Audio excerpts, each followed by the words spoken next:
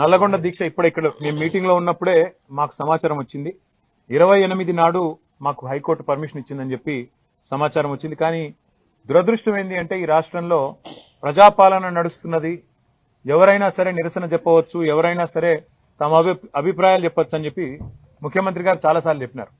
కానీ వాళ్ళ ఒక చిన్న కార్యక్రమానికే మరి ఇంత ఆగమాగం అయిపోయి చివరికి అనుమతి నిరాకరించి ముఖ్యమంత్రి గారేమో స్వయంగా రాజ్భవన్ ముంగట ధర్నా చేయొచ్చట. ఏది గంత బిజీ రోడ్డు, రాజ్భవన్ ముంగట రోడ్డు గంత బిజీ రోడ్, అక్కడ చేస్తేనేమో ట్రాఫిక్ ఇబ్బంది కాదట. ముఖ్యమంత్రి మంత్రులు అందరు పోయి ధర్నాలు చేయొచ్చట. కానీ మేము నల్గొండల క్లాక్ టవర్ కాడ చేస్తామంటే మాత్రం మొత్తం ట్రాఫిక్ స్తంభించిపోయి ఒక అంతర్జాతీయ రహదారి మొత్తం స్తంభించిపోయి మొత్తం రాష్ట్రాల రాకపోకలని దెబ్బతినే విధంగా ఉన్నదని చెప్పి రిపోర్ట్ ఇచ్చి రిజెక్ట్ చేశారు. చివరి కోర్టు న్యాయం చేసింది. హైకోర్టుకు ధన్యవాదాలు. తప్పకుండా వారు సూచించిన విధంగా, వారు చెప్పిన విధంగానే నడుచుకుంటాం. రైతుల ఆవేదన ప్రభుత్వం దృష్టికి తీసుకొస్తాం.